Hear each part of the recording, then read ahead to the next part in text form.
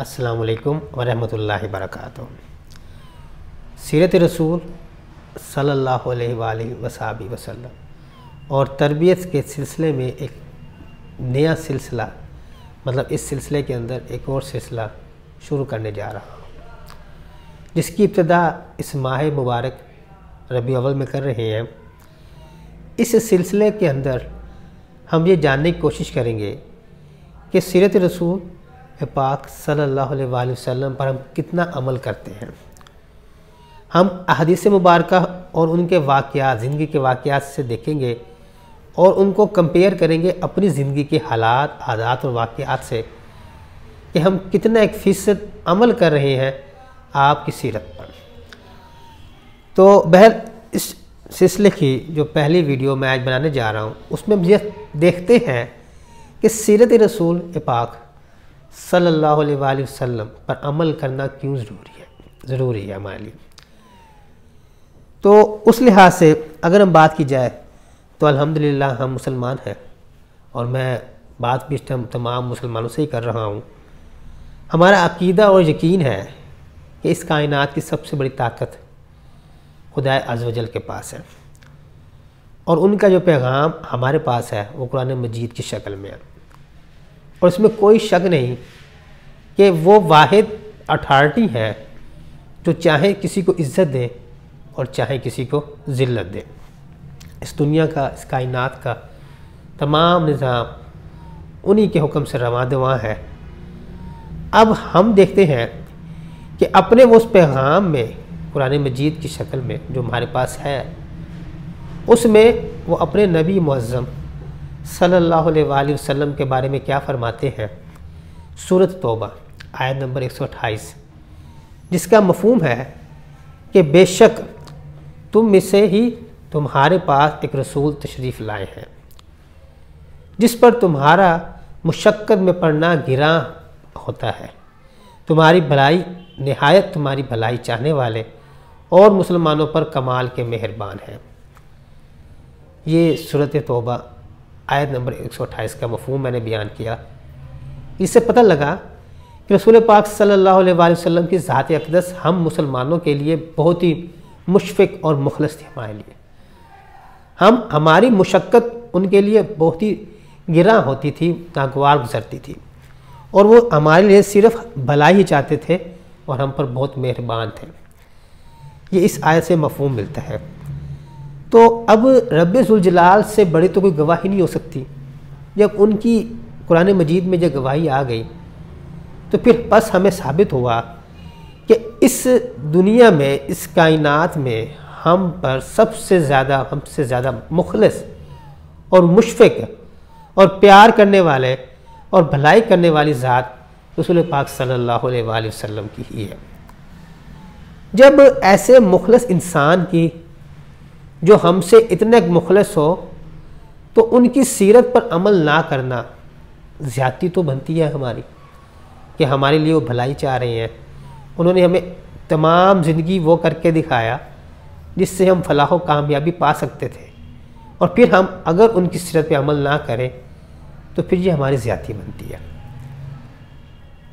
ہم جانتے ہیں، ہمارا یقین ہے، کہتے ہیں اکثر کہ اسلام ایک مکمل ضابطہ حیات ہے۔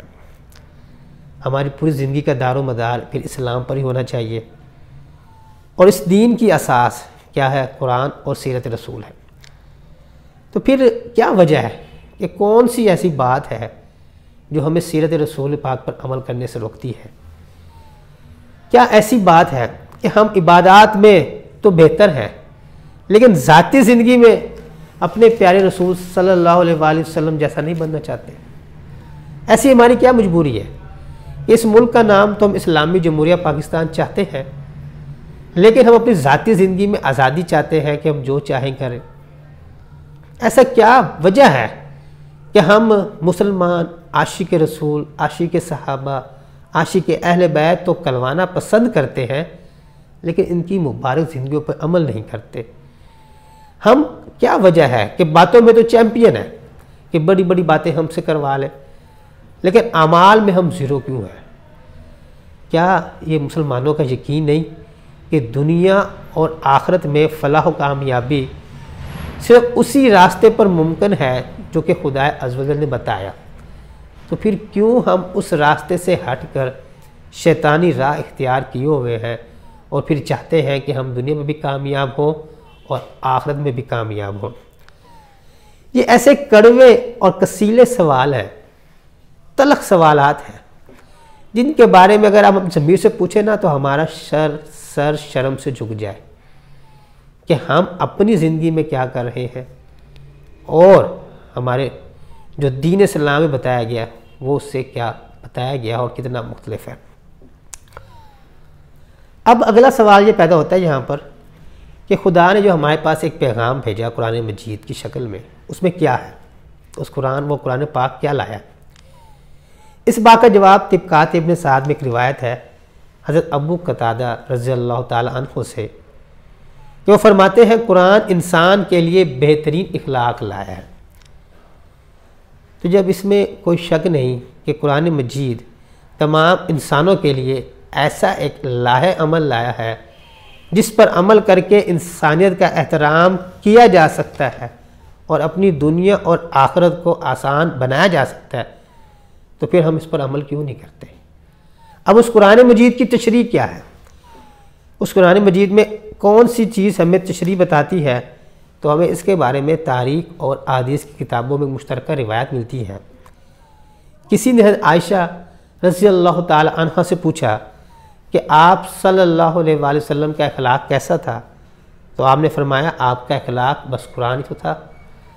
یعنی کہ ہم پہ اس بات سے واضح ہوتا ہے کہ آپ نے اپنی زندگی میں جو کچھ کیا، جو بھی آپ کی زندگی میں واقعات رونما ہوئے، جو آپ کا رہن سہن تھا، جو آپ کی باتیں تھیں، جو احادیث تھیں، وہ تمام کے تمام واقعات ہوں یا آپ کے اقوال مبارکہ ہوں یا احادیث مبارکہ ہوں، وہ قرآن مجید کی ہی تشریح کر رہی تھی۔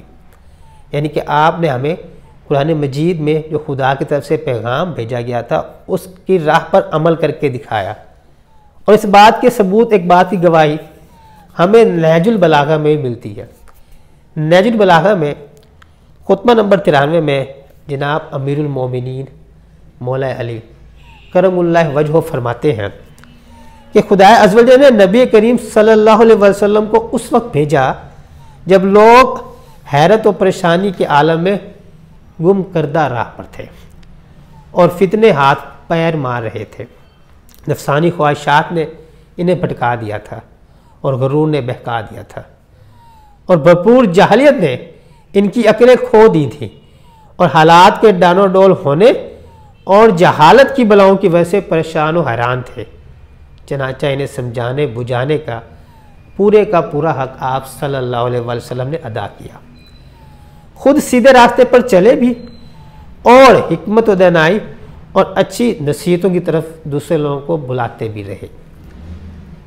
یہ تھے حضرت علی کرم اللہ وجہہ کے الفاظ جو کہ نہج البلاغہ میں لکھے ہوئے ہیں، جس کا میں نے مفہوم آپ کے آگے پیش کیا کہ وہ حالات جب دنیا زوال پہ آئی کھڑی تھی، زوال کی تہوں کو چھو رہی تھی، حالات اس قدر دگرگوں تھے کہ برائی نے پورا سر اٹھا لیا تھا۔ اس وقت رسول پاک صلی اللہ علیہ وآلہ وسلم مبعوث ہوتے ہیں اور سیدھی راہ پر عمل کرتے ہیں۔ صرف خود عمل نہیں کرتے بلکہ ساتھ جو ان کے ساتھی ہیں اور جو دوسرے لوگ ہیں ان کو اس سیدھی راہ کی طرف بلاتے نظر آتے ہیں، اور پھر حالات بہتر ہوتے ہیں، اسلام کا غلبہ ہوتا ہے اور دنیا دیکھتی ہے کہ دنیا میں فلاحی و کامیابی کیا ہے۔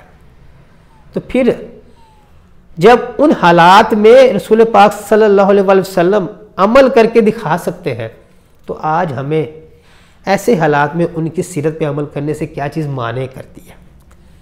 کیوں ہم ان کی اقوال، ان کی احادیث پر عمل کرنے سے کترا رہے ہیں؟